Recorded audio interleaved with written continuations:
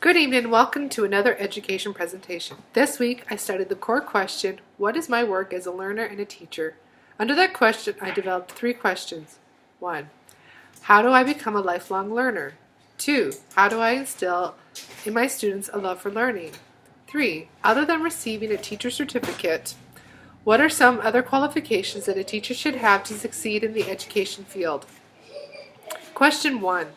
How do I become a lifelong learner? To quote Mitzi Valencia, I can become a lifelong learner by pushing myself to learn outside the box. For me, that means learning things that might not be typical, such as math or science, but studying the things that I find interesting. In my own experiences with learning, I find that when I am excited about the subject, I will learn all that I can. Learning outside the box will keep learning interesting. Question 2. How do I instill in my students a love for learning? The common consensus when I ask this question on the graffiti wall is to help my students enjoy learning, I need to enjoy the subject I'm trying to teach. Sydney Jandazja stated, a teacher's love for learning can often be contagious. End quote. If I am passionate, my students will most likely become passionate about the subject.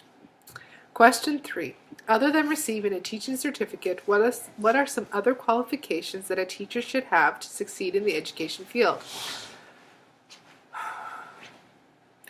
This question is connected to becoming a lifelong learner. Once a teacher has a teaching certificate, the learning doesn't stop there. There are many other training opportunities that are available. A teacher should have first aid training, emergency training, lockdown training, and specialized behavior training. Recently, I participated in a training course titled SIVA, Supporting Individuals Through Valued Attachment. There were educational assistants and teachers in the course, and it gave valuable information that will help in classroom management. Just because a teacher is qualified doesn't mean that learning stops. A good teacher will be a learning teacher always. Well, that's the end of my presentation this week, and I hope you enjoyed it. Thank you for watching, and happy teaching.